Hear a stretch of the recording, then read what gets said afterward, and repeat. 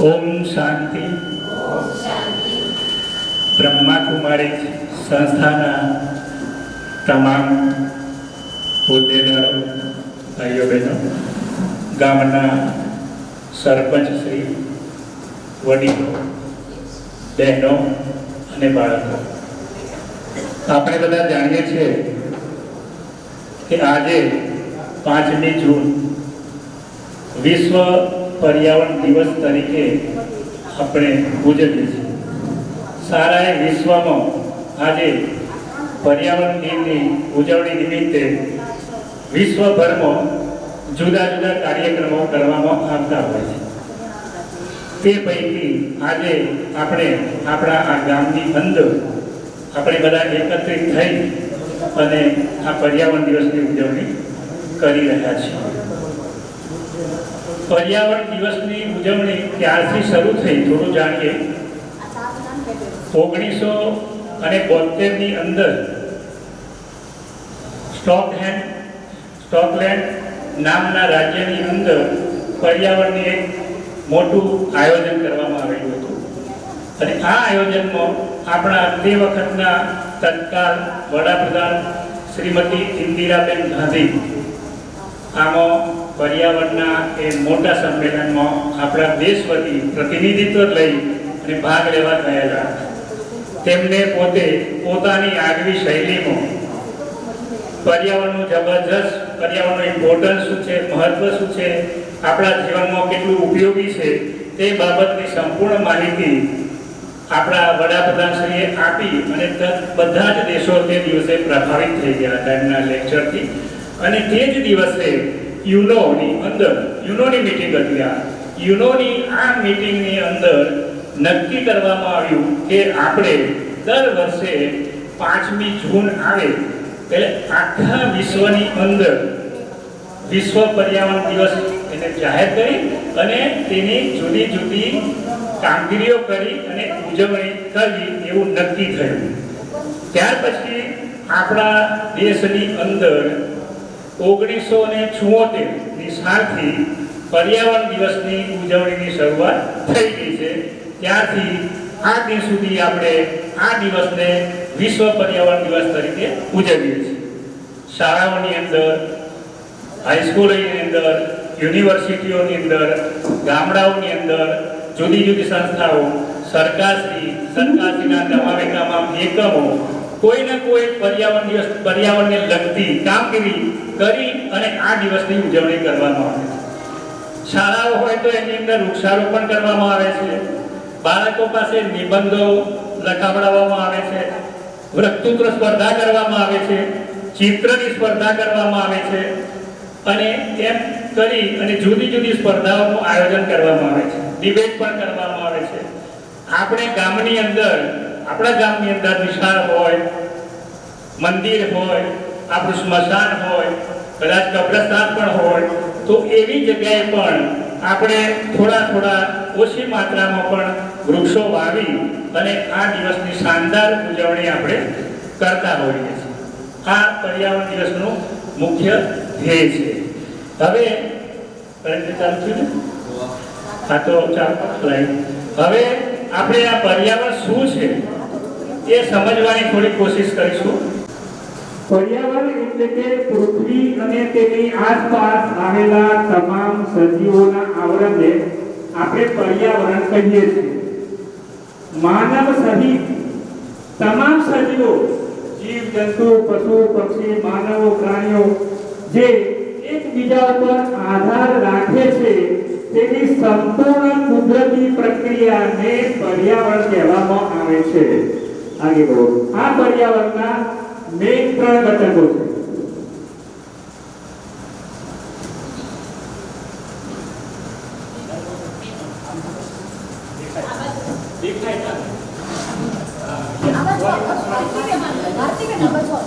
आ पर्यावरणना main 2 घटको छे। सांभळो दोस्तों, भौतिक घटको અને जैविक घटको। भौतिक घटकोनी अंदर हवा, पाणी અને જમીન यानी के ખોરાક, આ 3 બાબતોનો સમાવેશ થાય છે। જ્યારે જૈવિક ઘટકો જેનામાં જીવ છે, સજીવ છે, એનો પ્રાણી સૃષ્ટિ, વનસ્પતિ સૃષ્ટિ અને ત્રીજું એક આપણે ઉમેરી શકીએ વન્ય પ્રાણી સૃષ્ટિ, અમારા જંગલના પશુ પક્ષીઓ પ્રાણીઓ, આ એનો આપણે ઉમેરી શકાય. તો એ જૈવિક ઘટકો છે. આ તમામ ઘટકો જે છે એ એકબીજાની સાથે સાંકળની જેમ જોડાયેલા છે. આપણે ભેંસને સાંકળ હોય ને બેનો, સાંકળમાં કેમ એકબીજાના ગોળ ગોળ ગોળ ગોળ લોખંડના એ જોડાયેલા છે, સાંકળ બને છે. એવી રીતે આ બધા જ ઘટકો એકબીજા સાથે સાંકળની જેમ જોડાયેલા છે. માણસે પોતાનું જીવન જીવવા માટે આપણે અને સજીવો એ આ બધા જ ઘટકોની જરૂર પડે છે. તો મને હવાની જરૂર પડે છે? હે, હવા વગર કેટલો સમય માણસ જીવી શકે?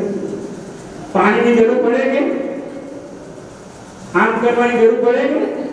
હે, ચાલે ના? તો આ બધા જ જે ઘટકો છે એ આપણું જીવન જીવવા માટે, જીવન ટકાવી રાખવા માટે ખૂબ જ જરૂરી છે. બરાબર છે?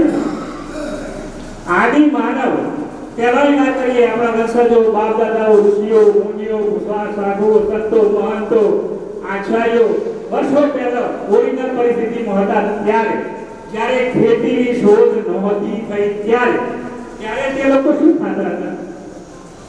ત્યારે એ લોકો જંગલમાંથી મળતી વનસ્પતિઓ ને ફળ ને ફૂલ ને એનો ઉપયોગ કરી અને જીવન જીવતા હતા.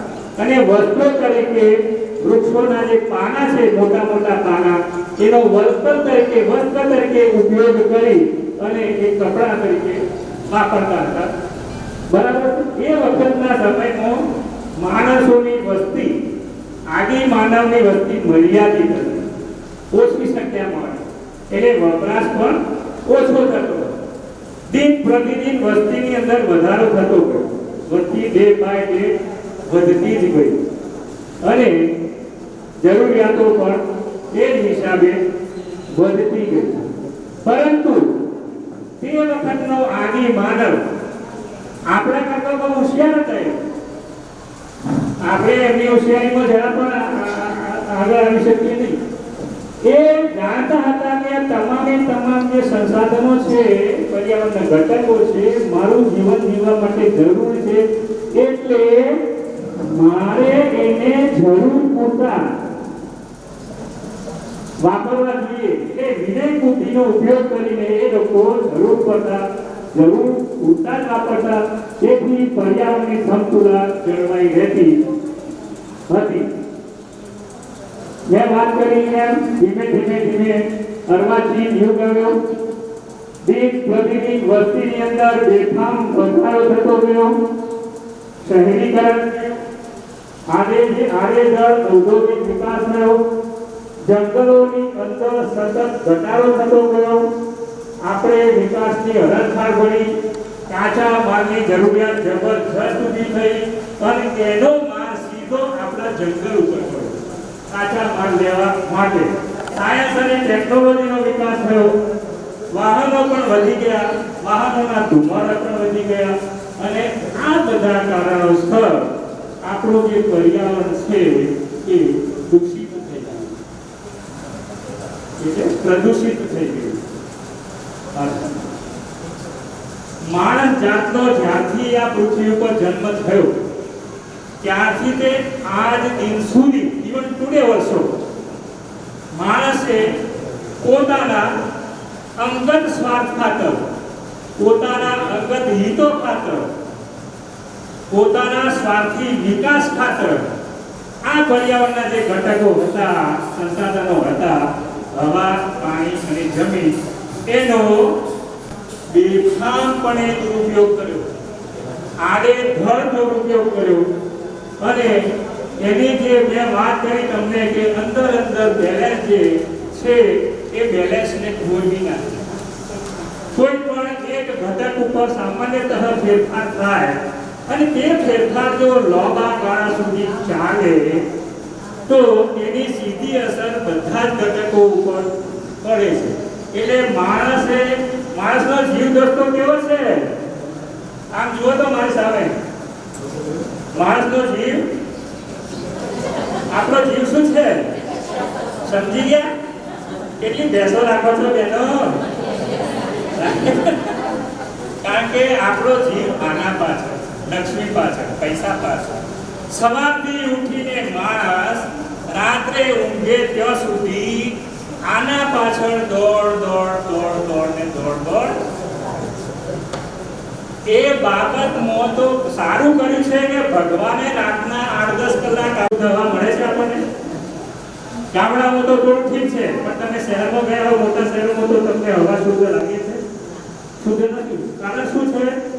પ્રદૂષિત કરી નાખી છે આપણે, જુદા જુદા ઉદ્યોગો નાખીને, વાહનોથી અને જંગલો ઓછા કરી નાખી, અને આ બધા કારણથી હવા આપણે બગાડી દે છે. આ હવા જો શ્વાસમાં લેવામાં આવે દૂષિત હવા, તો આપણને શ્વસન તંત્રના અને ફેફસાના રોગો થાય છે. સેકન્ડ નંબર પાણી. પાણી કેવું જોઈએ આપણે પીવા માટે? શુદ્ધ જોઈએ ને. એકદમ માનસરોવરમાં ભગવાન કહેતા છે શંકર જ્યોતિથી પાણી નીકળે છે એવું પાણી જોઈએ ને, નિર્મળ તત્વ એકદમ સરળ શીતળ. પેટમાં તમે નાખો ને એટલે તમને ઠંડક ઓટોમેટિક થઈ જાય. એટલું નિર્મળ પાણી છે ઋષિકેશનું નિર્મળ. અને આપણે એવું પાણી એવું છે? આપણે એવું પાણી છે ચોખ્ખું નિર્મળ? બોટલોમાં પાણી વેચાય છે, અને કેવી રીતે વેચાય છે, ક્યાંથી ભરે છે, શું કરે છે, આપણે બધા જાણીએ છીએ. તમારી કાળજી માટે એ પૈસા કમાવા તમારું ધ્યાન રાખવાનું. અશુદ્ધ પાણી, આવું પાણી પીવાથી આપણને પાણીજન્ય રોગો થાય છે.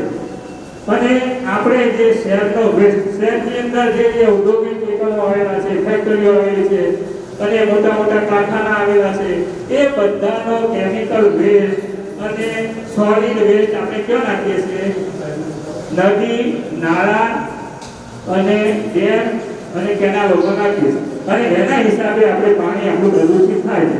અને આ પ્રદૂષિત પાણીના ઉપર જંતુઓ પડે છે, ઈયળો પડે છે, જીવાત પડે છે. એને મારવા માટે શું નાખીએ છીએ આપણે? ઇન્સેક્ટિસાઇડ નાખીએ છીએ, ફંગીસાઇડ નાખીએ છીએ, પેસ્ટિસાઇડ નાખીએ છીએ, ફૂગજન્ય દવાઓ નાખીએ છીએ. આ બધું આપણે કરીને આપણા પાકને અને શાકભાજીને ઝેરી જાતની દવાઓ નાખીએ. અને આ દવાઓ 1960 થી ચાલુ થઈ છે. 60 પહેલા આ દવાઓ કોઈ હતી નહીં. વૃદ્ધ વડીલોને ખબર છે બધી કે ભારે દુષ્કાળ પડ્યો ત્યારે આપણા તત્કાલીન વડાપ્રધાન પંડિત જવાહરલાલ નહેરુએ હરિયાળી ક્રાંતિ નામની યોજના અમલમાં મૂકી. અને એ યોજના અંતર્ગત આપણે બધા આ ખાતરો અને પેસ્ટિસાઇડો પરદેશથી આયાત કર્યા, અને ખેડૂતોને સબસિડાઇઝ રેટથી અથવા મફતથી આપવા મળ્યા. ખેડૂતોએ તાત્કાલિક આ ખેતી શરૂ કરી, અને પહેલા વર્ષે દોઢું ઉત્પાદન થયું, બીજા વર્ષે બમણું થયું, ત્રીજા વર્ષે 3 ગણું થયું. એટલે ખેડૂતોને લાગ્યું માલામાલ થઈ ગયા ખેડૂતો એ વખતે આ રીતે પૈસાની તકલીફથી. અને પછી તો એમને લાલચ લાગી. સરકારની જે તે વખતે અમુક સમય ઉપયોગ કર્યા પછી બંધ કરવાની સૂચનાઓ, સ્ટેન્ડિંગ ઓર્ડર, હુકમો, ઓર્ડરો બધું જ હતું. પણ આ ખેડૂતો આપણે આની લાલચમાં માન્યા નહીં, અને આ સિલસિલો આપણે આ દિન સુધી ચાલુ રાખ્યો. અને જેના પરિણામે આપણે જુદી જુદી જાતના 300 જેટલા રોગોના ભોગ બન્યા છીએ. આજની તારીખની અંદર કેન્સરના કેસો જુઓ. 60 પહેલા કેન્સરનું નામ નહોતું. આજે કેન્સરના રોગો જુઓ, હૃદય રોગ જુઓ, બીપી જુઓ, ડાયાબિટીસ જુઓ, કોલેસ્ટ્રોલ જુઓ. બધા જ રોગો આ રાસાયણિક દવાઓ વાળા ઉત્પાદનો થવાથી આપણને થયા છે. મેદાનમાં રમતો એક છોકરો 21 વર્ષનો ઢળી પડે છે અને મરી જાય છે. ગઈકાલે પણ એક બનાવ બન્યો, ક્રિકેટ રમતો એક છોકરો મરી ગયો, ક્રિકેટના ગ્રાઉન્ડમાં જ મરી ગયો. રોજના રોજ આવા બનાવો રાજકોટમાં ઘણા બન્યા, બરોડામાં ઘણા બન્યા. શું કારણ છે આ બધું? આ કારણ આ છે. આજે આપણે આ બધું બરાબર જીવનશૈલીમાં ધ્યાન રાખવાનું. હવે જીવનશૈલી વિશે 2 શબ્દો કરીને હું પૂરું કરીશ. આપણી આજની જે જીવનશૈલી છે ને આપણા બાપ દાદાઓની જે જીવનશૈલી હતી, બાપ દાદાઓ કેટલા તંદુરસ્ત મસ્ત હતા, કોઈ જાતના રોગ નતા, સાદું સીધું સાદું સરળ ખાવા પીવાનું, રહેવાનું પીવાનું, ઉઠવાનું બેસવાનું બધું સંયમિત અને નિયમિત હતું. એ જીવનશૈલી આપણે તદ્દન ઊંધી પાડી દીધી છે. આપણે તદ્દન જીવનશૈલી પ્રત્યે જરા પણ ધ્યાન રાખતા નથી, ઉદાસીન બન્યા છીએ. જીવનશૈલીમાં 5-6 બાબતોનો સમાવેશ થાય છે: આહાર, વિહાર, નિદ્રા, શ્રમ અને કસરત. કોઈ ધ્યાન રાખીએ છીએ આપણે? આપણો આહાર કેટલો હોવો જોઈએ, કેટલા કેલરી હોવો જોઈએ, સમતોલ આહાર કોને કહેવાય, સમતોલ આહાર કેટલો લેવો જોઈએ એ આપણને ખ્યાલ નથી. અનાજ છે તે 65%, અરે ધાન્ય છે તે 65%, શાકભાજી પછી કઠોળ છે તે 35% અને ફળ ફળાદી શાકભાજી, સૂકો મેવો, દૂધ, દહીં, છાશ, ઘી, માખણ વગેરે આપણે યોગ્ય પ્રમાણમાં લઈએ તો આપણે સમતોલ આહાર લીધો એવું કહેવાય. અને સમતોલ આહાર લઈએ તો જ આપણું શરીર સ્વસ્થ છે અને રોગ મુક્ત છે. પણ આજની તારીખમાં આપણો આહાર સમતોલ આહાર રહ્યો છે? તમે તમારી જાતને પૂછો. બોલો, બોલવું તો પડશે. બોલો, સમતોલ આહાર રહ્યો છે બરાબર? આજના છોકરા તમારા ખીચડી ને દૂધ ખાય છે? હા કે ના? આજના છોકરા ભાખરી શાક ને દૂધ ખાય છે? બસ એમને તો સમ્રાટ ને બાલાજી ને ફલાણા ઢેકણા પડી કરાવીને આપો તો હાથ થઈ જશે. મારો છોકરો 4 વાગે એના ધંધા ઉપરથી એની મમ્મીને ફોન કરે છે, મમ્મી આજે શું ખાવા બનાવીને છે?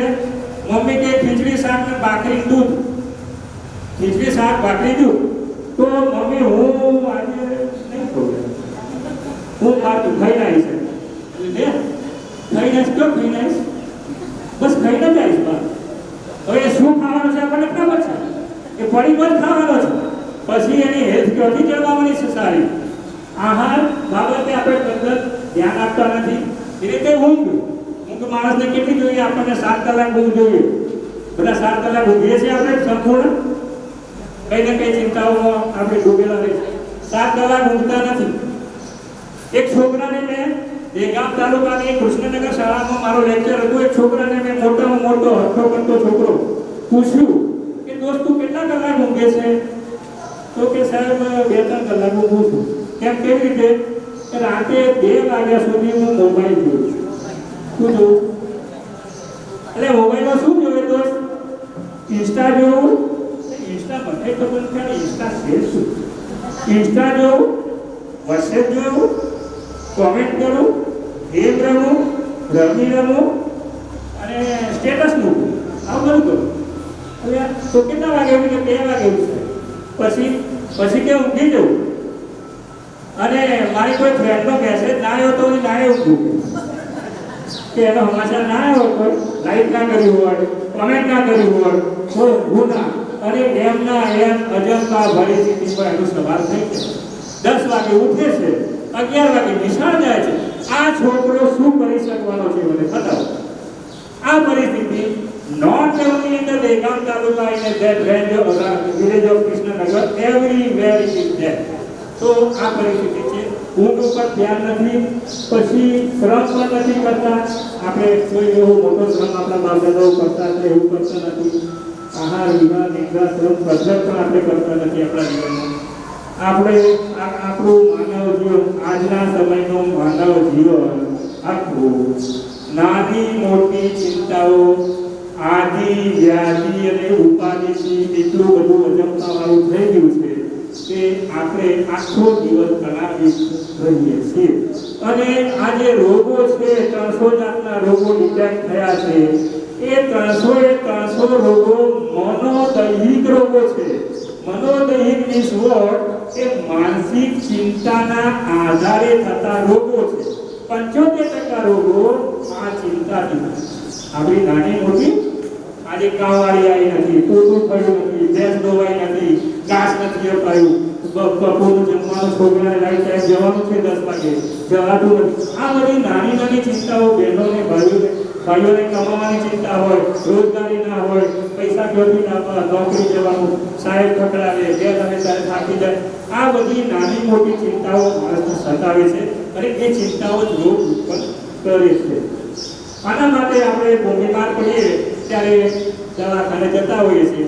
આજની દવાઓ એલોપેથિક છે, ઇન્સ્ટન્ટ છે, મોંઘી છે અને આડઅસરવાળી છે.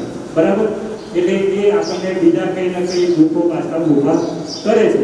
આવા સંજોગોની અંદર આપણે શું કરીએ તો આપણું આરોગ્ય સારું થાય? તો આપણે આપણે એલોપેથી દવાઓનો વધારે પડતો ઉપયોગ ન કરીને જો આયુર્વેદિક દવાઓ જે મળે છે, આમળા છે, બેડા છે, હળદર છે, કુંવારપાઠું છે, ગળો છે, લીલી ચા છે, ભાંગડો છે, શતાવરી છે, દોડી છે, અશ્વગંધા છે, ગળો છે, નગોળ છે, તુલસી છે, આ બધાનો ઉપયોગ કરી અને એનો નાના મોટા દુઃખો ઉપર, વ્યાધિ ઉપર જો ઉપયોગ કરીએ તો એ તદ્દન કેવા છે, તદ્દન સારા છે. એનો કોઈ આડઅસર, જરા પણ આડઅસર નથી, બલકે શરીરની અંદર ગયા પછી બીજા બધી ઘણી બીમારીઓ મટાડવાનું એક કારણ બને છે. એટલે આયુર્વેદિક ઉપર દવાઓ પણ આપણે ભણીએ. હવે આજની દિનની ખાસ વાત કરીએ તો આજે પર્યાવરણ દિવસ છે, તો આપણે બધા જ આજે નક્કી કર્યું, આ જેટલું ઓડિયન્સ બેઠું છે કે આજે ઓછામાં ઓછું એક રોકો આપણે આપણા ઘરના આંગણામાં, આપણા વાડામાં, આપણી નિશાળમાં, આપણા ખેતરની અંદર, આપણી પંચાયતમાં, આપણી સ્કૂલમાં ઓછામાં ઓછો એક રોકો આપણે ઔષધીય વનસ્પતિઓનો રોકો અથવા તો આપણા વન વિભાગના કોઈ પણ મોટા ઝાડનો એક રોકો રોપીએ આપણે અને એને માવજત આપી ખાતર માટે પાણીને ગોળકામ કરી અને એને મોટો કરીએ તો આપણા આ વિશ્વ પર્યાવરણ દિવસની ઉજવણી કરી એક યથાર્થ ગણાય. નહીં તો આ દિવસ આપણો ફેરફારો કરી શકાય. બોલો, આયુ એગ્રી ઓલ ઓફ યુ? તમે બધા તૈયાર છો આજે એક રોકો રોપી એને મોટો કરવાનો? 3 વર્ષ સુધી કરી છોડી દેવાનો, ત્યાર પછી તમારે કશું જ કરવાનું નથી.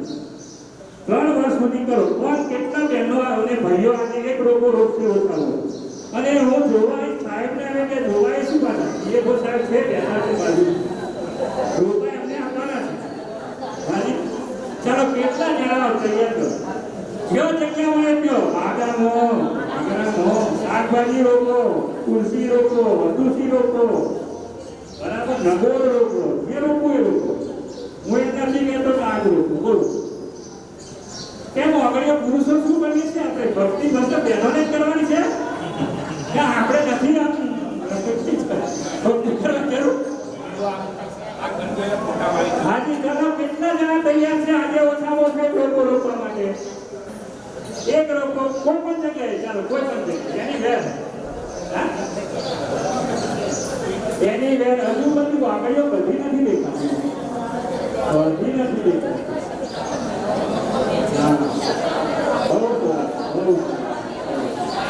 ચાલો શોર્ટમાં હવે બતાવી દઈએ. બેઠા બેઠા તમને ઉભા નથી કરવા, પણ હું બોલું એટલે કે રીતિઓ બોલવાની, બરાબર? ભગત સેવાળા સાહેબ હતું, જિલ્લાના ડીએફઓ સાહેબ બેઠા છે, આરએફઓ સાહેબ તાલુકાના પણ બેઠા, રોકાઈ આપશે અને એ જોશે પણ કરે, હું પણ સાથે આવીશ. ચાલો બધા કટાર થઈને બેસી જાય કલોટીમાં. હું ભારતનો નાગરિક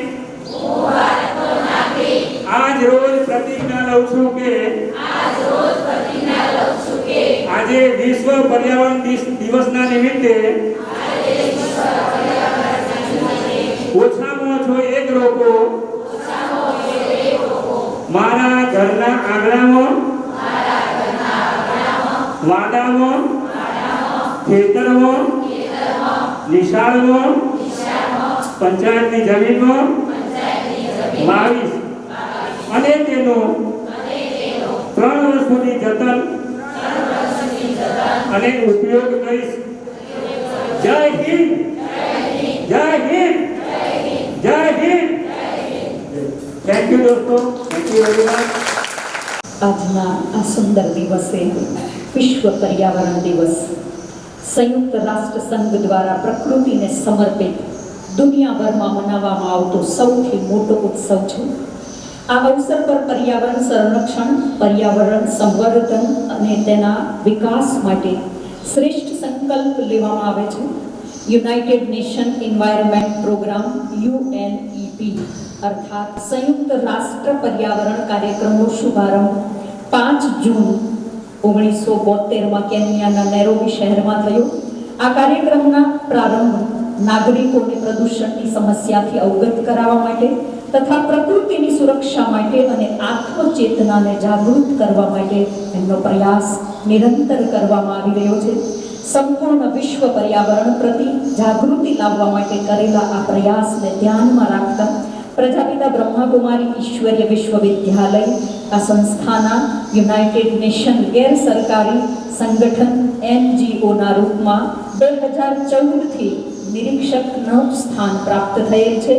બ્રહ્માકુમારીઝની સહયોગી સંસ્થા રાજયોગા એજ્યુકેશન એન્ડ રિસર્ચ ફાઉન્ડેશનના કૃષિ એવં ગ્રામ વિકાસ પ્રભાગ દ્વારા આ કાર્યક્રમને આગળ વધારવાનો નિરંતર પ્રયાસ કરવામાં આવી રહ્યો છે. તો આવા સુંદર કાર્યક્રમની અંદર આપણે ઉપસ્થિત છીએ. હવે હું આમંત્રિત કરું છું નીતાબેનને, જેઓ આજના આ દિવસના લક્ષ્ય અને ઉદ્દેશ્યને આપણી વચ્ચે સ્પષ્ટ કરશે. છેલ્લા 20 વર્ષથી નીતાબેન છે રાજયોગનો અભ્યાસ કરી રહ્યા છે. પ્રજાપિતા બ્રહ્માકુમારી ઈશ્વરીય વિશ્વવિદ્યાલયની અંદર રાજયોગા શિક્ષિકા તરીકે પોતાની સેવાઓ આપી રહ્યા છે. તો હું બ્રહ્માકુમારી નીતાબેનને આમંત્રિત કરું છું, જેઓ આપણને આજના આ દિવસના લક્ષ્ય અને ઉદ્દેશ્યથી અવગત કરશે. નીતાબેન. ઓમ શાંતિ. સર્વશક્તિવાન પ્રકૃતિપતિ એવા આપણા સર્વના પ્યારા નિરાકાર પરમાત્મા શિવ, સ્ટેજ પર વિરાજમાન સર્વ મહાનુભાવો, યોગેશભાઈ, ભગુભાઈ, ભારતીબેન, કુસુમ દીદી, આદરણી પારુલબેનજી, સર્વ મહાનુભાવોને ખૂબ ખૂબ દિલથી હું અભિવાદન કરું છું. સાથે સાથે આજનું જે આપણું લક્ષ્ય અને ઉદ્દેશ્ય છે કે વર્તમાન સમયની મોટામાં મોટી ચેલેન્જ જો આપણી સામે કોઈ હોય તો એ ક્લાઇમેક્સ ચેન્જ છે. પૃથ્વી ઉપર જે જળવાયુ પરિવર્તનનો આ સિલસિલો એ દિવસે ને દિવસે જે આગળ વધી રહ્યો છે, જો આપણે એના ઉપર સુચારુ રૂપથી આગમચેતી પગલાં નહીં લઈએ તો આવનારું ભવિષ્ય આપણા માટે વિનાશકારી છે. તો પરમાત્માએ પણ ઉપરથી જ એ આપણા બધી જ આત્માઓને આદેશ આપ્યો છે કે તમે પ્રકૃતિને સુખ આપો, તો પ્રકૃતિ પણ તમને આવનારા સમયમાં સુખ આપશે. એ પ્રકૃતિને તમે માવજત કરશો, એ પ્રકૃતિને તમે સંરક્ષણ કરશો, તો એ જ પ્રકૃતિ આપણી રક્ષા, આપણી સુરક્ષા કરશે. જ્યારે વિચાર કરીએ કે વર્તમાન સમયની અંદર જે રીતે સૂર્ય ભગવાન દેવતા આપણે કહેતા આવ્યા છીએ એ આજે અગ્નિ વર્ષા કરી રહ્યા છે. રોજ રોજ આપણે જોઈ રહ્યા છીએ કે ટેમ્પરેચર એ ડિગ્રી બાય ડિગ્રી ઉપર આવી રહ્યું છે. આ કોઈ નાનું સૂનું પરિવર્તન નથી. આ એક એવી સિલસિલાની અંદર 11 મહિનાથી તમે રેકોર્ડ જુઓ કે ગરમીનો પારો દિવસે દિવસે વધી રહ્યો છે. જાન્યુઆરી કરતા ફેબ્રુઆરીમાં, ફેબ્રુઆરી કરતા માર્ચમાં અને આ મે મહિનામાં તો બધા જ રેકોર્ડ તૂટી ગયા છે. 52 ડિગ્રી ટેમ્પરેચર એટલે આ કોઈ નાનું સૂનું પરિવર્તન નથી. આપણને લાગે કે શું ફરક પડે છે, ઓઝોન વાયુમાં નબળા પડી ગયા છે, ગ્લેશિયરો બધા પીગળી રહ્યા છે, પણ એ પરિવર્તન ન સિર્ફ પ્રકૃતિની અંદર સર્જાઈ રહ્યું છે, પણ શું આપણે મનુષ્ય બોડી, આપણું આ શરીર આ પરિવર્તનને સહન કરવા માટે સક્ષમ છે? બિલકુલ નથી. તમને એમ થશે આપણામાં શું પરિવર્તન, આપણી ખોપડી ફાટી જશે? ના, ખોપડી તો નહીં ફાટે ગરમીથી, પણ ટોટલ આપણા વિચારવાની, આપણી ભાવનાઓ અને આપણા વ્યવહારની અંદર ખૂબ પરિવર્તન આવી રહ્યું છે. દિવસે દિવસે વ્યક્તિ પાગલપણના દોહરાની અંદર આવી રહ્યું છે. પાગલપણનો દોહરો પડી રહ્યો છે કે આપણી વિચારવાની ક્ષમતા પણ એના ઉપર ઇફેક્ટ કરે છે. તમને જોયું હશે, તમે જ્યારે બીમાર પડો, તાવ આવે છે, થોડી આપણા બોડીનું ટેમ્પરેચર વધી જાય છે, ત્યારે ઘણાને બકવાસ થઈ જતો હોય છે. ફરી પરિવર્તન, આપણા વિચારવાની અંદર પરિવર્તન આવે. આપણે ગયા હોય બજારમાં કોઈ વસ્તુ ખરીદવા માટે, નિર્ણય જ બદલાઈ જાય. નિર્ણય લેવાની આપણી જે ક્ષમતા છે એ બદલાઈ રહી છે. કેમ? કારણ કે આપણું જે બ્રેન છે, બ્રેન ઉપર એની શું ઇફેક્ટ થઈ રહી છે આ ગરમીના ડિગ્રીની? એ ઇફેક્ટ છે neuro circuit effect. Neuro circuit effect એટલે કે જે વસ્તુમાં આપણે, જે હવા છે, તાપમાન છે, જે બોડીને આપણે અત્યાર સુધી એને અનુકૂળ રાખેલી છે એ પ્રમાણે બધું જ ઠીકઠાક ચાલે, પણ જો એની 1, 2, 3, 4 ડિગ્રી વધી જાય તો આ ખેલ જે છે ને એ આખો પલટાઈ જાય. આ આખા આપણા જીવન વ્યવહારનો ખેલ બદલાઈ જાય. તમને એમ થશે કે આવું તો કેવી રીતે બને? તો તાજેતરમાં બિહારની અંદર એક રિપોર્ટ બહાર પડ્યો છે અને એ રિપોર્ટની અંદર એવું એમને બતાવ્યું છે કે આપણા શેરીના કૂતરા એની 6% વધારે કરડવાની બાઇટ, ડોગ બાઇટ્સના કેસ વધી રહ્યા છે. ડોગ બાઇટ એટલે કૂતરા કરડી જાય છે અને કૂતરા જાણે પાગલ થઈ રહ્યા છે. શેની ઇફેક્ટ? કઈ ઇફેક્ટ? આ ન્યુરો સર્કિટ જે આપણને ગરમીનું તાપમાન આપણા બોડીને રેઝિસ્ટન્સ નથી કરી શકતું એનું આ રિએક્શન છે. તમે વિચારો કે આપણી બકરી કેટલું સોચીલી, એકદમ શાંત પ્રકૃતિનું પ્રાણી, આપણી ગાય માતા કેટલી શાંત પ્રકૃતિનું એ જીવ પ્રાણી, પરંતુ આજે એ પણ આક્રમક સ્વરૂપમાં રિએક્ટિવ મોડમાં આવી રહ્યું છે. આવનારા સમયમાં પરમાત્માએ પણ અમને એક ભવિષ્યવાણી કરેલી છે કે ઘરે ઘરે એક બે ગાંડા થઈ જશે. રોડ ઉપર આપણે બધા પોતાના કપડાં ફાડતા મરીશું તો ખરા બધા, પણ એમના શાંતિથી મરવાનાય નથી. મરતા પહેલા પણ એક ગાંડપણનો દોર મનુષ્યને એટેક કરશે. એટલે આપણને એમ લાગે છે કે એ તો થાય ટેમ્પરેચર તો. અરે તમે જુઓ તમારા ખેતરની અંદર પણ આજે પાક લેવા માટે 10-12 દિવસનો ગેપ થઈ ગયો છે અને અંતર આવી ગયું છે ને એમાં પણ. તો પ્રકૃતિના દરેક વનસ્પતિ ઉપર, પશુ પક્ષીઓ ઉપર અને માણસ ઉપર આ ગરમીનો પ્રભાવ જે છે એ અલગ અલગ ઢંગથી એને પ્રભાવિત કરી રહ્યો છે, જે અત્યાર સુધી આપણને એ ધારણામાં નહોતું આવ્યું, આપણા નોટિસમાં નહોતું આવ્યું, પણ હવે એ વસ્તુ આપણને દેખાઈ રહી છે કે શું ઇફેક્ટ થઈ રહી છે. હવે એના માટે શું કરીશું આપણે? જવાબદાર આપણે છીએ કે ભાઈ આ ક્લાઇમેટ ચેન્જ થઈ રહ્યું છે, આટલા બધા વાહનો, આટલા બધા એસી, આટલા બધા ગેસીસ વધી રહ્યા છે કે જેના કારણે આપણું આખું ટેમ્પરેચર, આપણી પૃથ્વીનું ટોટલ ટેમ્પરેચર ઉપર જઈ રહ્યું છે. પણ હવે એને રિડ્યુસ કરવા માટે જંગલો તો કાપી નાખ્યા. હવે નહીં જાગીએ તો પછી ખતમ. આ સૃષ્ટિ ઉપર જીવવા માટે હવે કશું આગળ છે નહીં.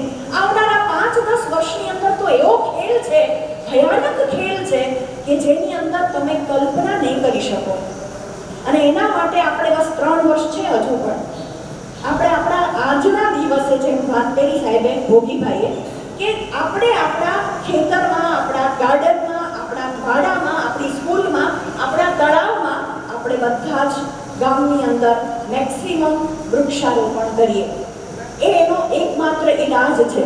અને જ્યાં સુધી આપણે એ કાર્ય નહીં કરીએ, ત્યાં સુધી પ્રકૃતિને સુખ નહીં પહોંચાડીએ, ત્યાં સુધી પ્રકૃતિ પણ આપણને સુખ નહીં આપે.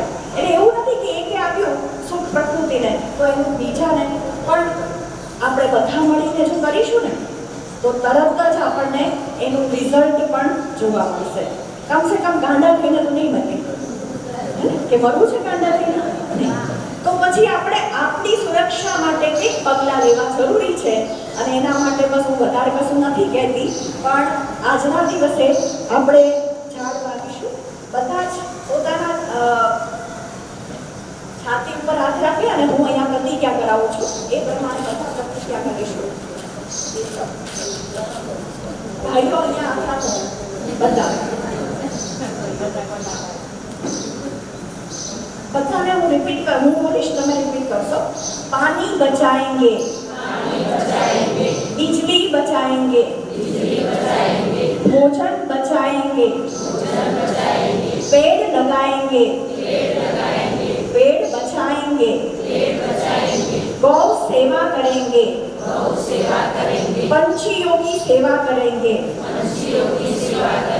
पेट्रोल बचाएंगे, गैस बचाएंगे, धरती को शक्तिशाली बनाएंगे, जैव विविधता को बचाएंगे, शाश्वत यौगिक खेती अपनाकर पर्यावरण की रक्षा करेंगे, प्रदूषण रोकने में सहयोग देंगे, प्लास्टिक का कम से कम उपयोग करेंगे, वेस्ट को बेस्ट बनाएंगे, हम अपनी आदतों को सुधारेंगे, मन के संकल्पों और प्राकृतिक साधनों को बचत करेंगे, स्वच्छ भारत बनाएंगे, आत्मनिर्भर बनने में हर संभव प्रयास करेंगे, भारतीय संस्कृति को बचाएंगे, स्वर्णिम भारत बनाएंगे। खूब खूब दिल से धन्यवाद। ओम शांति। દોસ્તો, બેને કહ્યું એ પ્રમાણે બધું બરાબર છે. આપણા વિશ્વભરના ખ્યાતનામ સાયન્ટિસ્ટો, બિગેસ્ટ સાયન્ટિસ્ટો જેને કહેવામાં આવે છે, અને આપણા ભારતના પણ, એ લોકોએ એવું ભવિષ્ય પાક્યું છે કે આ પૃથ્વીનું આયુષ્ય હવે માત્ર ને માત્ર 60 વર્ષ છે. કેટલા વર્ષ છે? 60 વર્ષ. અત્યારે કઈ ચાલે છે?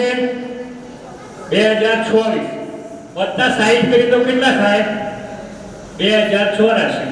બીજા 5-10 ઉમેરી લઈએ આપણા તરફથી, તો પણ આ સદી પૂરી થતો આ પૃથ્વી ઉપર ન તો પાણી હશે, ન પશુ હશે, ન પંખી હશે, ન મધમાખી હશે, ન ગાય હશે, ન ભેંસ હશે, ન બળદ હશે, ન માણસ હશે, ન વનસ્પતિ હશે, ન પર્વતો હશે, ન નદીઓ હશે, ન કશું જ નહીં હોય.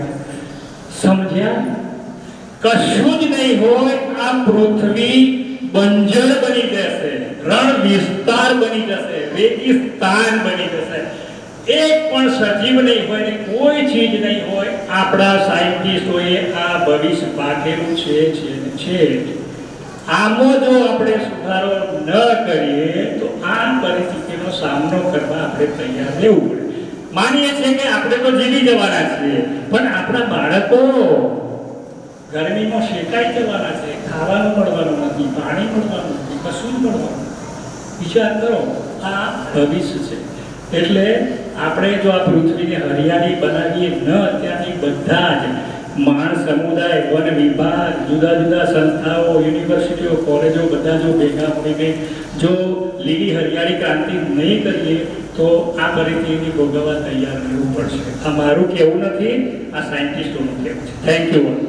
એમણે આપણને ખૂબ સુંદર વાત બતાવી. આપણે એક શબ્દ વારંવાર સાંભળી રહ્યા છીએ, પર્યાવરણ. પર્યાવરણ એ શું છે? પર્યાવરણનો અર્થ થાય છે પૃથ્વી પર વિદ્યમાન જલ, વાયુ, ધ્વનિ, જીવ જંતુ અને સર્વને મળીને બનેલું આપણું પર્યાવરણ. આ બધા તત્વો સમૃદ્ધ હોય છે ને ત્યારે આપણને જીવન અને નિરોગીતા પ્રદાન કરે છે, અને જ્યારે આ પર્યાવરણ દૂષિત બને છે ત્યારે એ આપણી ચિંતાનો વિષય બની જાય છે. આજે પર્યાવરણ પ્રદૂષણના કારણે વિશ્વની અસંખ્ય જાતિ પ્રજાતિઓ વિલુપ્ત થઈ રહી છે. મનુષ્ય મરી રહ્યા છે, ધરતી ત્રાહિમામ પોકારી રહી છે. સ્વાર્થવશ બની વધતી જતી જનસંખ્યાના કારણે લોકોએ વૃક્ષોને કાપવાનો પ્રારંભ કર્યો. વનોના વનકટ નષ્ટ થઈ રહ્યા છે, જેના કારણે દેશમાં અનાવૃષ્ટિ થવા લાગી, રેગિસ્તાનો વધવા લાગ્યા, ધૂળભરી આંધીઓ ચાલવા લાગી, જેનાથી વાતાવરણ અને પર્યાવરણ પ્રદૂષિત થવા લાગ્યા. આજે જોઈએ તો માનવ જીવનમાં અનેક સમસ્યાઓએ જન્મ લઈ લીધો છે. માટે તો કહેવાય છે પૃથ્વીની બગડી છે કાયા ને આબરૂ તૂટ્યું છે આવરણ. હવામાં ભળ્યા છે તે ઝેરી વાયુઓ અને દૂષિત બન્યું છે માણસનું જીવન.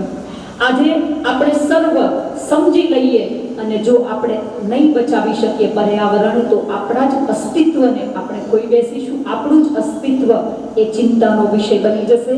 તો આવી ભયંકર સમસ્યાને દૂર કરવા માટે ભારતની પ્રાચીન ગૌરવશાળી પરંપરા અપનાવવી જ પડશે, જ્યાં મનુષ્યનો હરેક દિવસ પ્રકૃતિ અને પર્યાવરણ માટે સમર્પિત હતો. સવારે ઉઠતાની સાથે અને રાત્રે સૂતા પહેલા આપણે પર્યાવરણના દરેક તત્વોનો કૃતજ્ઞતાપૂર્વક ધન્યવાદ કરતા હતા. સાથે સાથે આપણે ખૂબ જ માનવીઓની વચ્ચે આત્મીયતા હતી. ભારતીય સંસ્કૃતિ પર્યાવરણ સાથે ખૂબ નજદીકથી જોડાયેલી છે. આપણી જીવનશૈલી સદાય પર્યાવરણ મિત્ર રહી છે.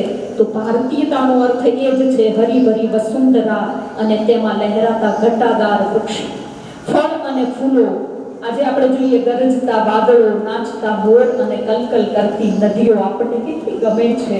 આ કેટલું સુંદર દ્રશ્ય છે જે આપણા મનસ્પટલ પર આજે પણ છવાયેલું છે.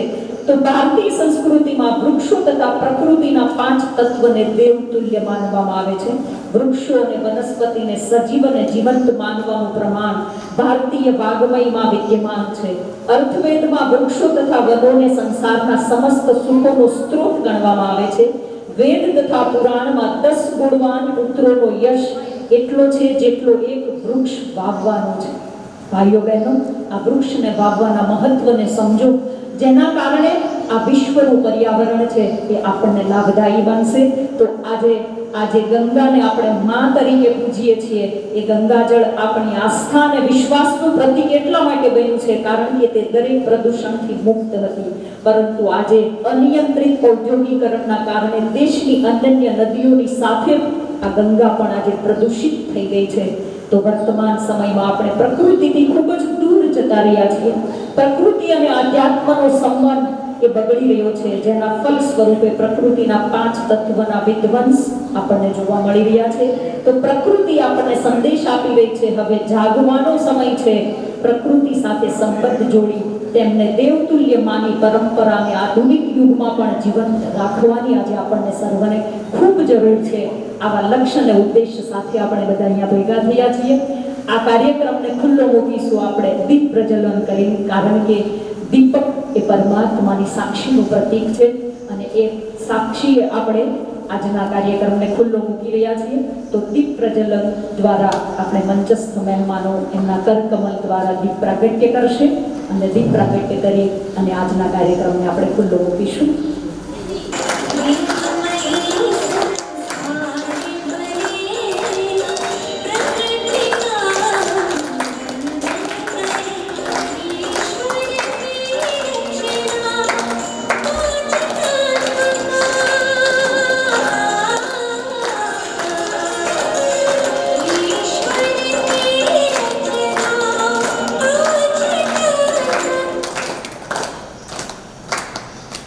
असतोमा सद्गमय तमसोमा ज्योतिर्गमय मृत्युमा अमृतं गमय. ડિસ્ટ્રિક્ટ ફોરેસ્ટ ઓફિસર મહેસાણા, આજના આ શુભ દિવસે આપની શુભ ભાવના વ્યક્ત કરશો. 5 જૂન વિશ્વ પર્યાવરણ દિવસ નિમિત્તે આજરોજ બ્રહ્માકુમારી સંસ્થા દ્વારા આપના ગામમાં જ્યારે ખૂબ જ સુંદર મજાનો એક કાર્યક્રમનું આયોજન કર્યું, ત્યારે મારું વક્તવ્ય ચાલુ કરું એ પહેલાં કેટલાક અભિનંદન આપીશ અને કેટલીક ચિંતા વ્યક્ત કરીશ. અભિનંદન આપું છું બ્રહ્માકુમારી સંસ્થાને. મારું પોસ્ટિંગ ઓલમોસ્ટ 2-2.5 વર્ષ થઈ ગયા અહીંયા. જ્યારથી આવ્યું છું ત્યારથી દર વખતે 5 જૂન આવે છે ત્યારે મારા ઉપર ફોન અચૂક આવે છે એમનો કે સાહેબ અમારે પર્યાવરણ દિવસની ઉજવણી કરવી છે. પર્યાવરણ દિવસની ઉજવણી વખતે એ લોકો ખરેખર એટલા સજાગ હોય છે. મેં જોયેલું છે દર વખતે મારા ઉપર અશોકભાઈનો ફોન આવતો હોય છે. ખૂબ જ ચિંતિત સંસ્થા છે પર્યાવરણ બાબતે, એટલે ખરેખર હું આ સંસ્થાને અભિનંદન આપું છું. બીજા અભિનંદન આપું છું આજ રોજ અમે આવ્યા ત્યારે જ્યારે પટેલ સાહેબે આપણે જે ખૂબ જ સુંદર મજાનું એકદમ શોર્ટ બ્રીફ આપી છે. ખરેખર આ સાહેબને સાંભળવા જેવા છે. તમે કદાચ એક આખો દિવસ લઈ જ્યારે તમને એમ થાય, જ્યારે પણ થાય એમ અહીંયા મહેસાણાના જ છે અને આપણું નસીબ સારું છે કે આખા ગુજરાતમાં એ ફરતા હોય છે, તો આપણા ઘર આગળ રહે છે. તો જ્યારે પણ તમને સમય મળે છે ત્યારે અચૂક એક વખત એમને સાંભળજો. અને સાંભળવા હોય તો ઘણા બધા વિષય છે, તમે કહેશો વિષય પર સંભળાવશે. પણ પટેલ સાહેબ, હું અમને કહું છું કે અમને પ્રાકૃતિક ખેતી ઉપર આપ કહેજો, કારણ કે જે ગ્રામજન છે ને, હવે ચિંતા વ્યક્ત કરું, જે મને ચિંતા છે, અહીંયા બેઠેલા બધા જ લગભગ જે છે 40 વર્ષ ઉપરના છે, બધા 40 ઉપરના. 40થી નીચેનામાં 11થી 12 ભૂલકાઓ છે. બાકી જે ખરેખર પર્યાવરણ બાબતે જેને ચિંતા કરવાની છે ને, એ પેઢી ચિંતા કરવાની હતી એ પેઢી બેઠી છે. પણ જેને જાગવાનું છે, જેને ખરેખર જાગવાનું છે, એ પેઢી ક્યાંક બહાર પડે. બરાબર? હવે આ પેઢી એને અમે શું કહેવાનું? તમે લોકો એક એવી પેઢી છો કે જેને જોડથી તો અમારે શીખવાનું છે. અહીંયા બેઠેલા કેટલાય દાદાઓ છે કે આ વિશ્વ પર્યાવરણ દિવસ ચાલે છે. આ શું છે પર્યાવરણ દિવસ? અરે કેમ એક જ દિવસનો પર્યાવરણ દિવસ કહે છે? તમારા માટે તો 365 દિવસ પર્યાવરણ દિવસ હોય છે. મેં ગામડાની જીવનશૈલી જોયેલી છે અને બહુ નજીકથી જોયેલી છે. તમે 365 દિવસ કદાચ જે પર્યાવરણ ફ્રેન્ડલી જે કહેવાય કે ભાઈ પર્યાવરણ દિવસ વાળું છે, આજે જે તમને બધું કીધું કે ભાઈ આવું જીવવું જોઈએ ને આવું જીવવું જોઈએ, તમે બધા 365 દિવસ એવું જીવો જ છો. આ બધા બેઠેલા જે ગયડા ડોહાઓ છે કે અહીંયા જે માતાઓ બેઠેલા છે, તમારી જીવનશૈલી ઉપરથી હું તો એવું માનું છું કે સિટીના લોકોને અહીંયા એક દિવસ લાવવા જોઈએ અને એક ઘેરમાં મૂકવા જોઈએ કે તમે કેવી રીતે જીવો છો. ક્યારે મેં ગામડાની અંદર જોયું છે કે કરકસરવાળું જીવન હોય છે. એ લાઇટની બચત હોય, પૈસાની બચત હોય, ચીજ વસ્તુઓની બચત હોય, કોઈ બી વસ્તુ હોય, એની અંદર હંમેશા જે જીવ રહ્યો છે એ કરકસરનો જીવ રહ્યો છે. અને એ તો આ બધું આજે પર્યાવરણ દિવસના દિવસે બધા કહે છે કે ભાઈ કરકસર કરો, પાણી બચાવો, વાહનોમાં કરકસર કરો. હવે તમે અહીંયા બેઠેલા કેટલા વાહનો લઈને આવ્યા છો? કોઈ વાહનો લઈને નહીં આવ્યા હોય. જ્યારે સિટીમાં હોત આ જ રીતનું ફંક્શન હોત તો એક્ટિવાની લાઈનો થઈ ગયો. તો મારું એવું માનવું છે કે આજે જે પ્લેટફોર્મ પર હું તમને કંઈક કહેવા જઈશ, હવે એના માટે તમે લોકો તો બહુ ચિંતિત છો અને જાગેલા છો. જે કહેવાનો મેસેજ હતો એ જાગે, જેને જગાડવાના હતા એ લોકો બહાર છે, બરાબર. પણ છેવટે તમારા દીકરાઓ છે, તમારા દીકરીઓ છે, તમારી પેઢી છે. તો તમારી પેઢી માટે આજે જ્યારે પ્રતિનિધિત્વ કરી તમે આવ્યા છો, ખરેખર અભિનંદન આપું છું એવા મા બાપને કે જે આ 10-12 ભૂલકાઓને લઈને આવ્યા. કે એટલીસ્ટ ખરેખર એ પેઢીને જાગવાનું છે. તમારી પેઢીને આપણી પેઢીએ તો બી જોઈ લીધું. જે ખરાબ સમય જોવાનો છે ને એ હજુ એમને જોવાનો છે. તો કંઈ નહીં, આજે હું મારું વક્તવ્ય ચાલુ કરું તો સૌપ્રથમ તો સંસ્થાનો ખૂબ જ આભારી છું. આજે રોજ મને અહીંયા બોલાવીને બોલવાની તક આપી છે. પર્યાવરણ દિવસ જેમ મેડમે કહ્યું એ રીતે 1972થી આખા વિશ્વમાં ઉજવાય છે. ભારતની અંદર પણ આની ઉજવણી ખૂબ જ દર વર્ષે આપણે કરતા હોઈએ છીએ. દર વર્ષે એક થીમ નક્કી કરાતી હોય છે કે આ વર્ષે આપણે આ થીમ ઉપર કરીશું. દરેક વખતે એક થીમ હોય છે. આ વખતની થીમ પણ એ જ રહી છે ભાઈ રણમાં આગળ વધતું અટકાવવું જોઈએ, ડિઝર્ટિફિકેશન અટકાવવું જોઈએ અને જે ખરેખર પાણીની અછત છે એના ઉપર વિચારવું જોઈએ. મારી સાથે જે બેઠેલી ઓડિયન્સ છે એને ધ્યાનમાં રાખીને જો જે પર્યાવરણ દિવસના દિવસે કંઈ બોલવું હોય તો હું એટલું જ કહીશ કે તમે ખેતી જે તમને લાગુ પડે છે, જો બાકી તમે ઉર્જા બચતમાં માનો છો એ મને ખબર છે, વીજળીનો બહુ જ કરકસરપૂર્વક તમે ઉપયોગ કરો છો. પ્રદૂષણના પણ હું માનું છું ત્યાં સુધી તમે મોસ્ટલી કોઈ પણ ગામ હશે તો પ્રદૂષણની અંદર સારી હવા જ અત્યારે ગામમાં બચી છે. બાકી સિટીની અંદર તો બધી ડુપ્લિકેટ હવાઓ છે. એટલે એ બધી જ રીતે તમે ખૂબ જ આગળ છો, ઘણા આગળ છો. પણ જો કોઈ બાબતે તમારે ખરેખર ચિંતા કરવા જેવી હોય તો મારું માનવું છે ખેતીમાં. કારણ કે ખેતી સાથે તમે બધા સીધા જોડાયેલા છો. તો આજે જુઓ કે તમે ક્યાંક એવા ઉદાહરણ જોયા છે તારું કોઈ વ્યસન નહીં તોય કેન્સર થઈ ગયું, કશું જ નહીં તોય કેન્સર થઈ ગયું, કશું જ નહીં તોય રોગ આવી ગયો, કંઈ બી થાય. અત્યારે કોઈ એવી એક સિઝન છે, આ ઉનાળો ચાલે છે, ચોમાસું ચાલે છે કે શિયાળો ચાલે છે, બધી સિઝનો ભેગી થઈ. ગમે ત્યારે શિયાળામાં વરસાદ પડી જાય છે, ઉનાળામાં ઠંડી લાગતી હોય છે, ચોમાસામાં ગરમી લાગતી હોય છે, બધું મિક્સ થઈ ગયું છે. તો ક્લાઇમેટ ચેન્જ જેમ પેલા મેડમે વાત કરી કે માણસોના ભાવનાઓ ઉપર બી એ ખરેખર કંટ્રોલ કરી રહ્યું છે. આપણી નિર્ણય શક્તિ ઉપર એમને જે વાત કરી બહુ સાચી વાત છે. માણસો તો છોડો, પ્રાણીઓ ઉપર બી આની ઇફેક્ટ છે. તમે ગયા વર્ષે વાંચ્યું હોય તો સુદાસણાની અંદર રીંછ ગલ્લાની અંદર પડીકા ખાતા, ગલ્લો તોડી પડીકા ખાય. માણસો તો છોડો, પ્રાણીઓ ઉપર પણ આ ક્લાઇમેટ ચેન્જની અસર છે. તો આ ક્લાઇમેટ ચેન્જની અસર પર તમે ક્યાં ફળ કરી, તમારો રોલ ક્યાં અહીંયા કરે? મારું એવું માનવું છે કે તમારો રોલ ખેતીમાં તમે કંઈક પ્રદાન કરી શકો. પ્રાકૃતિક ખેતી ઉપર ફોકસ કરો. ખરેખર બધા જ આપણે તમે બધા ખેતી કરો છો, ક્યાંક ને ક્યાંક આપણે રાસાયણિક ખાતરો, જેણે રાસાયણિક ખાતરની શોધ કરી હતી એણે બી કીધું કે મેં કંઈક બહુ મોટી ભૂલ કરી નાખી. તો આપણે તો હવે ખરેખર જાગવાની જરૂર છે. આજે નહીં તો કદાચ એક કહેવાય કે થોડી ઘણી આવક માટે આપણે બહુ મોટું નુકસાન કરી રહ્યા છીએ, બહુ મોટું નુકસાન. આજે શાકની અંદર કોઈ ટેસ્ટ આવે છે, હજુ ગામડાઓમાં તો બી આવતા હશે. બાકી સિટીમાં તમે જઈને પૂછો, કોઈ શાકમાં ટેસ્ટ હોતો નથી, કોઈ ખાવામાં ટેસ્ટ હોતો નથી. એટલે રાસાયણિક ખાતર અને ખરેખર સસ્તી છે પ્રાકૃતિક ખેતી. સાહેબ કદાચ એના ઉપર એક દિવસ બોલી શકશે, જે દિવસે તમે ખરેખર હું સાહેબને કહું છું સાહેબ એક દિવસ ફાળો અને પ્રાકૃતિક ખેતી ઉપર તમે કહો. ઘણું કદાચ તમારી જોડે આ ગામની અંદર પણ પ્રાકૃતિક ખેતી બાબતે કોઈને કોઈ વિશેષજ્ઞ આવ્યા હશે અને તમને સમજાયા હશે. ખરેખર અનુસરવા જેવું છે. તમારા માટે નહીં કહેતો, તમારું પેઢી તો ઘણી સારું જીવન જોઈને ગઈ છે, પણ તમારી બીજી ત્રીજી પેઢી માટે કહું છું કે પ્રાકૃતિક ખેતીને અપનાવો. બહુ જ ફાયદા અને ઓછા ખર્ચે 2 થી 2.5 ગણો તમે એની અંદર ફાયદો લઈ શકો છો. એના પર બોલવું તો આખો દિવસ છે. હવે વન વિભાગ બાબતની વાત કરું તો ક્યાં અમારો સહકાર, અમે તમને ક્યાં ઉપયોગી રહીએ છીએ? બધાની જોડે ખેતી છે તો ખેતીના સીધા પાડે અથવા તો ખેતરની અંદર પણ તમને એમ લાગતું હોય કે આપણે ઘણાને ઉંમર થઈ ગઈ, કદાચ ખેતી નહીં કરી. આજે આપણે જોઈએ છીએ ખેતી ધીરે ધીરે ઘટી રહી છે. કેમ કે ગામડાના લોકો ધીરે ધીરે સિટી તરફ જઈ રહ્યા છે. તો જે ખેતી કરતા હતા એ લોકો સિટીમાં જઈ રહ્યા છે. ખેતી કોણ કરશે? તો જેને ખેતી કદાચ ના થઈ શકતી હોય એના માટે ખરેખર એગ્રો ફોરેસ્ટ્રી જે અમારું એક સ્કીમ છે એની અંદર તમે લોકો તમારી જમીનમાં આપણા જિલ્લાની અંદર જે બી સારી જાતો છે, અરડુસામાં સારામાં સારું તમે એમ કહેવાય કે ભાઈ તમે અરડુસાની ખેતી કરશો તો પણ તમને ફાળો ખેતીથી બી આગળ જશે. નીલગિરી જ્યાં પાણી હોય તો નીલગિરીની તમે એને વાવો, ખેતી કરતા આગળ જશે. આવી ઘણી બધી સ્કીમો છે જેમાં રોપા પણ અહીંયા અમારા વન વિભાગ આપશે તમને, અને એની તમે માવજત કરશો તો નીલગિરીમાં તો તમે 3 વાર એનો પાક લઈ શકો છો અને ખૂબ જ સારી આવક એની અંદર થતી હોય છે. તો ક્યાંક તમે ખેતીમાં ના પહોંચી વળતા હો કે રાસાયણિક ખાતરથી તમને એમ હોય કે પ્રાકૃતિક ખેતીમાં બી નહીં પહોંચી વળીએ તો ખરેખર તમે આની અંદર જે વૃક્ષો છે, વૃક્ષો ઉપર તમે તમારા આપણે અરડુસો અને નીલગિરી આપણા ત્યાંની ખૂબ જ ઉપજ આપતી જાતો છે એના ઉપર, અને વન વિભાગ ક્યારેય પણ તમારા વાવેતરથી લઈને કોઈ પણ મદદ જોઈતી હોય, ટેકનિકલ મદદ જોઈતી હોય તો વન વિભાગ એના માટે સજ્જ છે. બીજું જેમ વાત કરીએ એટલે કે આજે ઘણા લોકોને ઉત્સાહ છે કે ભાઈ વૃક્ષારોપણ કરીએ. મારું એવું કહેવું છે કે વિશ્વ પર્યાવરણ દિવસ 5 જૂને ઉજવાય છે. 5 જૂન એટલે આપણે દેશીની અંદર અત્યારે ભાઈ કયો મહિનો ચાલે છે? આપણો જેઠ મહિનો ચાલુ થઈ. ખરેખર વૃક્ષારોપણ માટે સૌથી મોટો દુશ્મન હોય ને તો આ ભાદરવો જેઠ મહિનો જ હોય. તો મારી એવી સલાહ છે તમે ત્યાં વૃક્ષારોપણ કરો પણ એનો ટાઈમ હોય ત્યારે કરો. વરસાદ આપણા ત્યાં હવે 15 દિવસમાં આવી જશે.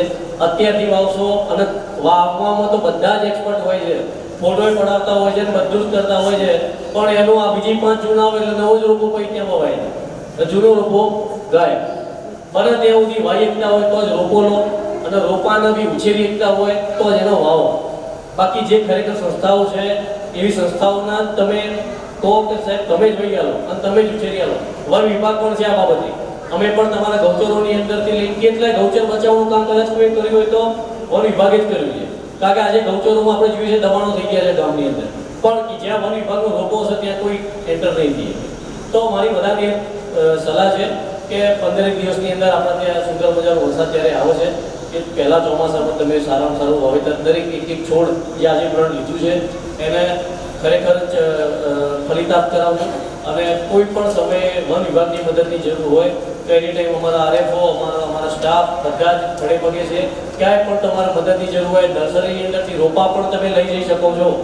બધાના રોપા લેવાની પણ છૂટ છે. સરકારે ખૂબ જ સારી એની અંદર કહેવાય કે તમને મફતમાં રોપા આપે છે, ખાલી ભાવ હોય. જય જગન્નાથ. હવે આપણી વચ્ચે માનનીય ભગીની ભારતીબેન પણ ઉપસ્થિત છે, જે મૌન દ્વારા જ આપણને એમની શુભકામનાઓ આપી રહ્યા છે. ખૂબ ખૂબ ધન્યવાદ આપનો. હવે હું આમંત્રિત કરું છું આપણી વચ્ચે ઉપસ્થિત એવા વિરલ વ્યક્તિત્વના ધની પ્રજાપિતા બ્રહ્માકુમારી ઈશ્વરીય વિશ્વવિદ્યાલયના રાજયોગા શિક્ષિકા આદરણીય કુસુમ દીદીજી, જેઓ આપણને ઘણા સમયથી પોતાના પવિત્ર વાઇબ્રેશન અને એમની શુભકામનાઓ આપણને એક સકાશના રૂપમાં આપી રહ્યા છે. જેમની શુભ ભાવનાની ધારા સદા હર્ષિત મુખ પુષ્પની જેમ સદા સુગંધિત, નિર્માણ ચિત્ત, સૌમ્ય અને મધુર વાણી દ્વારા સર્વને સંતુષ્ટ કરનાર ભારતભરના ગામડે ગામડે જેમણે પરમાર્થમાં સંદેશ પહોંચાડી અને એક આધ્યાત્મિક કાર્યની શરૂઆત કરી છે. છેલ્લા 40 વર્ષોની સેવા યાત્રા દરમિયાન અનેકોના જીવનની જ્યોતને જેમણે પ્રજ્વલિત કરી છે એવા આધ્યાત્મિક પ્રજ્ઞાના સ્વામી આદરણીય કુસુમ દીદીજી, જે આજના આ શુભ કાર્યક્રમના નિમિત્તે આપણને સર્વને આશીર્વચન આપશે. આદરણીય કુસુમ દીદીજી. ઓમ શાંતિ. વિશ્વ કલ્યાણકારી પ્રકૃતિપતિ પરમપિતા પરમાત્માથી અતિ પ્રિય સંતાન આદરણીય મંચ ઉપર વિરાજમાન માનનીય ભોગીભાઈ,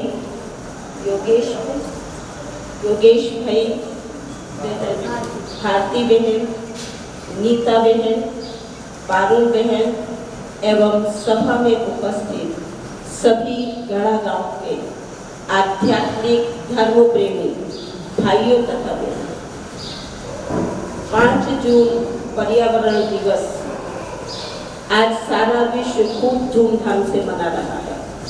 हम सभी ने पर्यावरण दिवस ये क्यों मनाना है, क्यों मनाया जा रहा है, इसके विषय में चिंता भी व्यक्त की और इस चिंता से मुक्त होने के अनेक उपायों को भी हम सभी ने प्रतिज्ञाबद्ध होकर के सुना। जीवन में किस प्रकार से इस पर्यावरण की समस्या का समाधान किया जाए, हमने सहृदय प्रतिज्ञा की है। जैसे हमारे टीएफओ योगेश भाई ने भी बताया कि सचमुच में यहाँ बैठे हुए हमारे सभी भाई बहन जो ग्रामीण खेती से जुड़े हुए हैं, इनों का जीवन खूब साधारण और खूब शांतमय जीवन है। प्रकृति और पर्यावरण के साथ संतुलित जीवन बनाकर के हम सभी इस जीवन को जी रहे हैं। समस्या है शहरों के अंदर, लेकिन हम इस समस्या के सभी सहयोगी बने, सहभागी बने, उसके लिए हमारा ये उत्तरदायित्व होता है।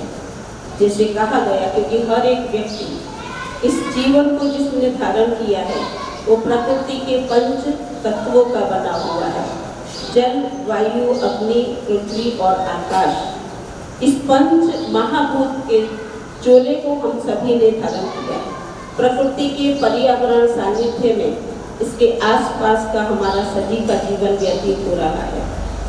तो आज जो समस्या है, वायु समस्या है और इसके साथ साथ ध्वनि प्रदूषण है और उससे अति समस्या का महत्वपूर्ण जो एक पहलू है वो है जनसंख्या समस्या। तो सरकार के द्वारा भी अनेक कार्यक्रमों के द्वारा, जन जागृति के कार्यक्रमों से, वैचारिक क्रांति के द्वारा इन सभी का हल उपाय निकाला जा रहा है। तो हम सभी आज 5 जून पर्यावरण के दिवस पर जबकि हम सब इकट्ठे हुए, क्योंकि ये जो समाज, ये जो राष्ट्र, ये जो विश्व बना है, ये एक एक व्यक्ति से जुड़ करके बना हुआ है। व्यक्ति एक विश्व की एक इकाई है। कहा जाता है कि अगर एक व्यक्ति अपने जीवन के अंदर अगर वास्तविक परिवर्तन लाता है तो सचमुच में कोई भी समस्या को हल किया जाता है। क्योंकि अक्सर करके हम दूसरे के सामने उंगली करते हैं कि ये सुधरे, ये व्यक्ति ये कार्य करे, लेकिन हम हमेशा इस बात को ध्यान में रखें कि हम जिसके सामने उंगली करते हैं, ये 3 उंगलियां हमें खुद को संकेत देती हैं कि ये कार्य मुझे भी करना है। मैं एक छोटे से दृष्टांत को सुना करके अपने वक्तव्य को पूरा करूंगी। काफी लंबा टाइम हो चुका है, आप सभी का काम का समय है। एक बार की बात है कि एक व्यक्ति जो ऑफिसर था और अपने ऑफिस के अंदर, उसकी ऑफिस उसके अपने घर के अंदर ही थी, ऑफिस में बैठा हुआ, वो कुछ काम में व्यस्त था और कार्य में व्यस्त होने के कारण से उसका एक छोटा बेटा था, बार बार आकर के उसको बीच बीच में डिस्टर्ब करता था, काम करने में उसको डिस्टर्ब कर रहा था। तो उसने एक युक्ति सोची और वो युक्ति क्या थी, उसने क्या किया, एक विश्व का नक्शा उसके पास में पड़ा हुआ था, कागज पर प्रिंट किया हुआ, और दूसरी साइड था एक व्यक्ति का चित्र। तो उसने उस कागज को फाड़ करके उसके टुकड़े टुकड़े कर दिए और टुकड़े टुकड़े करने के बाद में उसने अपने बेटे को दे दिया और बेटे को देने के बाद उसको कहा कि बेटा, इस पर जो ये व्यक्ति बना हुआ है ना, तो इसको, इन टुकड़ों को तुम उस प्रकार से जोड़ो कि ये व्यक्ति का चित्र बन जाए। बोला ये तो क्या बड़ा काम है, ये तो मैं फटाफट कर लूँगा।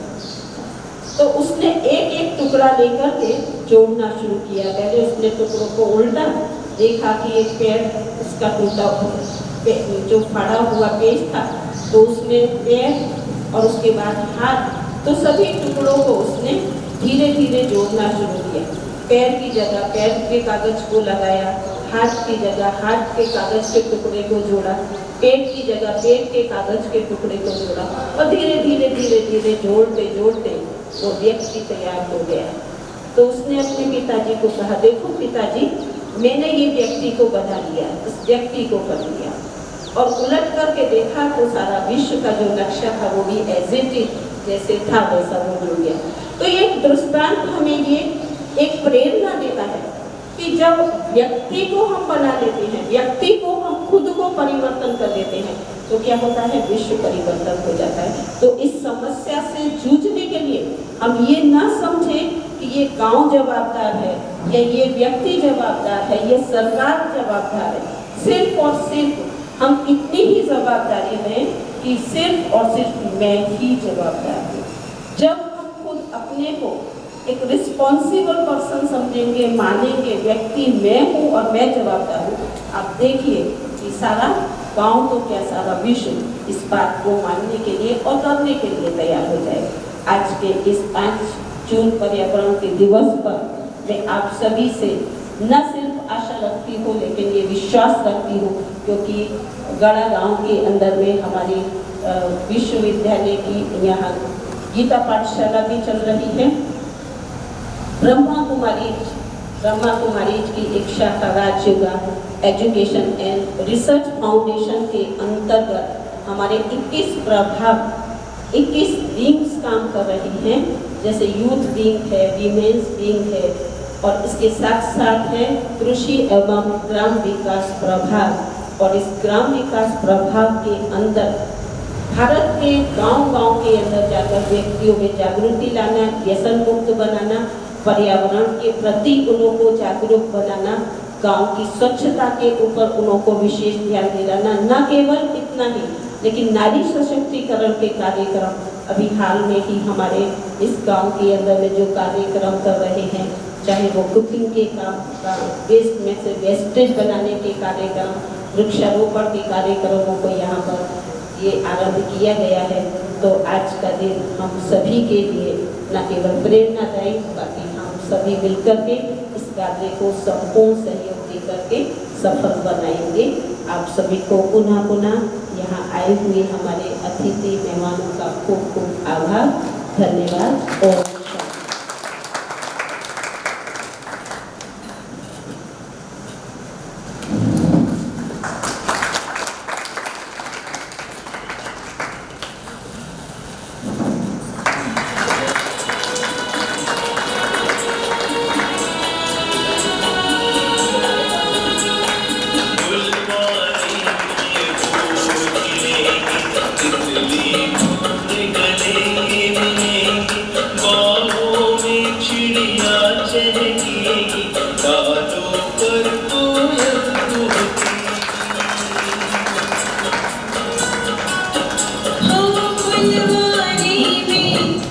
આભાર વિધિ કરવા માટે આમંત્રિત કરું છું અશોકભાઈ વંડ્યા। સર્વપ્રથમ પરમપિતા શિવ પરમાત્મા કે આપણે દરી આંખે જોઈ નથી શકતા, આપણી સાથે છે, અહીં ઉપસ્થિત છે, તો પરમપિતા શિવ પરમાત્માનો આભાર માનું છું। સાથે સાથે અવ્યક્ત ફરિશ્તા પ્રજાપિતા બ્રહ્માનો પણ આભાર માનું છું। આપણા સરલા દીદી આજે પુના ગયા હોવાથી અહીંયા ઉપસ્થિત નથી, પણ મન બુદ્ધિથી આપણા પ્રોગ્રામની સાથે છે, અંદર માર્ગદર્શન છે, તો સરલા દીદીનો પણ આભાર માનું છું। અને વિશેષ ગઈકાલે ચૂંટણીની જવાબદારી હતી મતગણતરીની, અને યોગેશભાઈ સાહેબ સવારે 4 વાગ્યાથી એમાં બિઝી હતા, છતાં પણ સતત આખો દિવસ આપણા પ્રોગ્રામની ચિંતા કરી અને સહયોગ આપેલો છે। એમના પ્રતિનિધિ ભારતીબેન પણ અવારનવાર ફોન ઉપર સંપર્ક કરેલો છે, સાહેબે પણ મેસેજથી સંપર્ક કરેલો છે। એટલા બિઝી હોવા છતાં, કાલની આખી જવાબદારી હોવા છતાં આજે એ અહીંયા ઉપસ્થિત રહી અને જરૂરી માર્ગદર્શન આપ્યું, એ બદલ એમનો ખૂબ ખૂબ ખૂબ વિશેષ આભાર માનું છું। સાથે સાથે જે ભોગીવી સાહેબ કે જે 75 વર્ષના છે, 17 વર્ષની નિવૃત્ત છે, છતાં સામાજિક ઉપયોગી થઈ અને પોતાની પ્રવૃત્તિઓ ચાલુ રાખી છે, અને સમાજને કેવી રીતે ફાયદો થાય એના માટે એમણે પોતાના સાધનો પણ વસાવ્યા છે, અને જ્યાં પણ એમને નિમંત્રણ મળે ત્યાં આગળ વિશેષ ઉપસ્થિત રહી અને પ્રાકૃતિક ખેતી અને બીજી ઘણી બધી બાબતોનું માર્ગદર્શન આપે છે। તો માનનીય ભોગવી સાહેબનો પણ વિશેષ આભાર માનું છું, ખૂબ ખૂબ આભાર ભોગવી સાહેબ ઉપસ્થિત રહ્યા। સાથે સાથે કુસુમ દીદી છેલ્લા 15 દિવસથી ગુજરાત બહારની ટૂર પર હોવા છતાં કાલ રાત્રે જ આવ્યા, અને આવીને તરત જ આ પ્રોગ્રામની રૂપરેખા અને જરૂરી માર્ગદર્શન આપ્યું. અત્યારે ઉપસ્થિત રહી અને માર્ગદર્શન આપ્યું તે બદલ કુસુમદીદીનો પણ ખૂબ ખૂબ આભાર માનું છું. સાથે સાથે નીતાજીજીને પણ ખૂબ મારા કાલે જ આવ્યા એમનો પણ આભાર માનું છું. નીતાબેનને પારું લીધી તો કાંઈ નહીં તમારે ત્યાં આવી અને ગોકુળ ગામ યોજના છે પણ એના માટે આવતા જ હોય છે તો એમનો પણ આભાર માનું છું. ખેરાલુથી પારુલબેન પધાર્યા છે એમનો પણ આભાર માનું છું. સરસ સંચાલન કરવા બદલ વર્ષાબેનનો પણ ખૂબ ખૂબ આભાર માનું છું. સાથે સાથે ગામના આગેવાનો સરપંચ શ્રી ભગુભાઈ, મંડળીના પ્રમુખ માધવભાઈ, વિરસકભાઈ અને બાબુભાઈ મારા ખાસ સ્નેહી એ બધાએ પણ ખૂબ સહયોગ આપી અને ગામમાં જે રાજવીશી ગોકુળ ગામ બનાવવાની વાત છે એમાં ખૂબ સહયોગ આપે છે. આજના પ્રોગ્રામમાં પણ સહયોગ આપે છે. તો સૌ ગામના વડીલોનો ખૂબ ખૂબ વિશેષ આભાર માનું છું. સાથે સાથે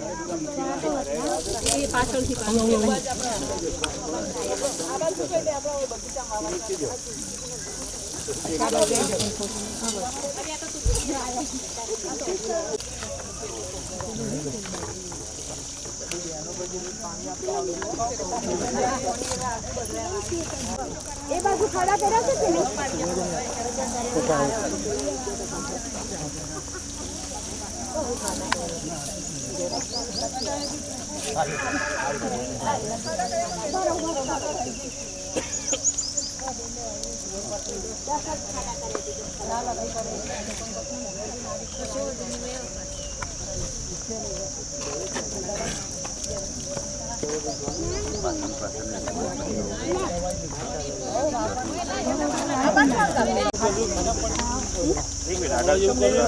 બેન પાછળ ધ્યાન રાખજો.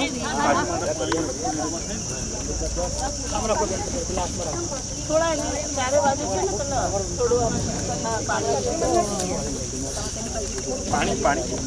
પાણી રાખજો.